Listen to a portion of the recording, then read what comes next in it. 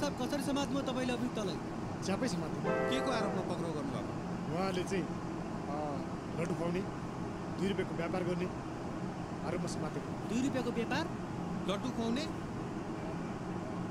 म लगायत मेरो टोलीहरूको अथक प्रयासपछि उहाँहरूले विषादी लड्डु खुवाएर बेहोस पारेर केटीको व्यापार गर्ने र अवैध रूपमा सुनको तस्कर गर्ने अभियोगमा समातेको हो। एसआई साहब, यसको श्रेय कसलाई दिन चाहनुहुन्छ? म यसको श्रेय मेरो श्रीमतीले दिन चाहन्छु। श्रीमतीलाई? मेरो श्रीमतीले त्यति बेला त्यसो नगरेको हो, यति बेला यस्तो कति बेला के हो त्यो पनि त खोलाइदिनुहोस् न हामीलाई। एसआई साहब, अरे सर, हाम्रो म्याडमले चाहिँ त्यस्तो के काम गर्नु हो?